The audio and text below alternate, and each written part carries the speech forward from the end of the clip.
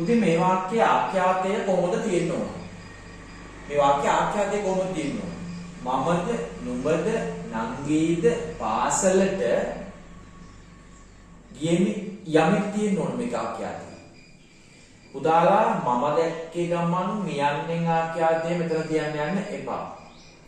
මේක පුතේ සමුච්චාර්ථයේ ද නිපාතෙත් එක්ක මේ නාමපද ටික සම්බන්ධ වෙලා තියෙන නිසා අපිට සිද්ධ වෙනවා මමට අනුව තමයි ආඛ්‍යාතය තියන්නේ මෙතන.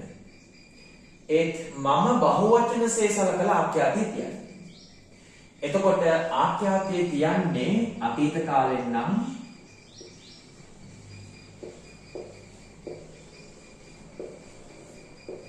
ගියමු කියලා. පුතාලා දන්නවා මේක මම කියන එක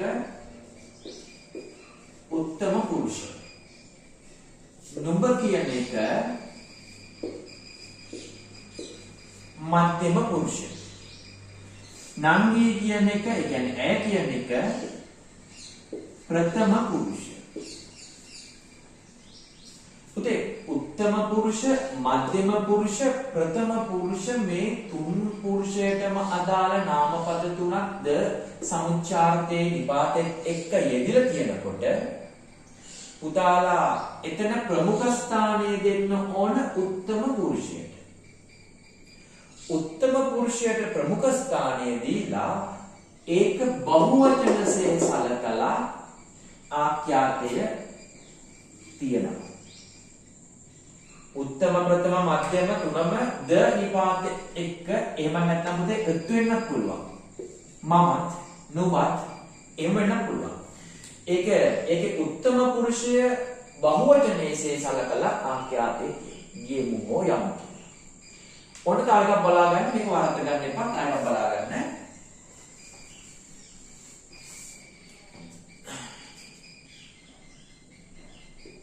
නංගීද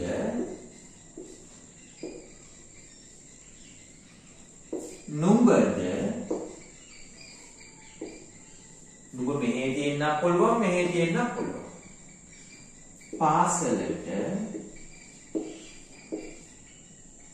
මෙතෙන්ට ආඛ්‍යාතයේ තියද්දි පුතේ මේක ප්‍රථම පුරුෂයි, මේක මධ්‍යම පුරුෂයි, උත්තම පුරුෂයක් නැහැ. පුතේ නුඹ බහුවචනසේ නුඹලා නැත්තම් තොපි කියන අර්ථය හිතේ අරගෙන නුඹලාසේ සලකලා පාසලට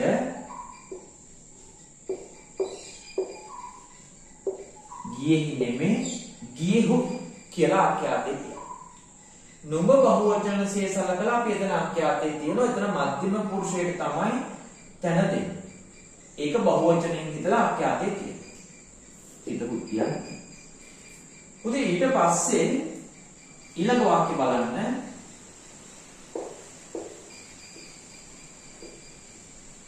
නංගීද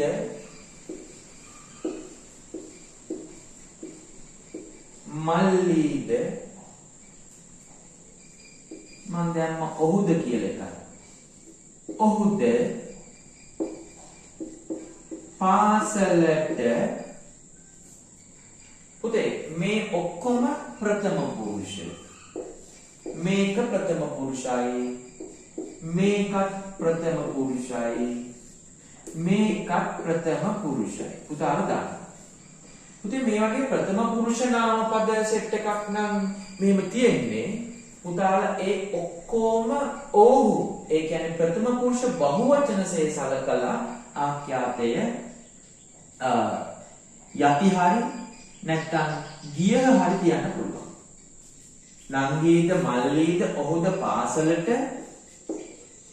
ගියහ, එහෙම නැත්නම් ගියෝය වර්තමානයෙන් නම් යටි කියලා කියන්න පුළුවන්. පුතේ මෙතන මේවයි දැන් මුල් එකේ උත්තම පුරුෂ, මධ්‍යම පුරුෂ, ප්‍රථම පුරුෂ තුනම තියෙන එකේ මම කියන එක මේ ඕන තැනක දෙන්න පුළුවන්. මම තිබුණු පළියට පුතාලා මියන්නෙන් තියන්න එපා. සමුච්චාර්ථයේ ද නිපාතයෙන් මෙහෙම සම්බන්ධ වෙනවා. ඊට පස්සේ මම නැති තැනක මධ්‍යම පුරුෂය තියෙනවා නම් ඒ නුඹ හරි තොපි හරි තෝ ඒව සලකලා ඒකේ බහුවචනෙන් තියෙනවා. ප්‍රථම පුරුෂ විතරක් නම් ඒකේ බහුවචනේ ආඛ්‍යාතේ තියෙනවා. දැන් පුතාලට මේක වර්ධින්නේ මේක මතක තියාගන්න ඕන. ඔයාලගේ විභාග වලටත් එනවා. ඔයාලා ප්‍රායෝගිකව ලියද්දි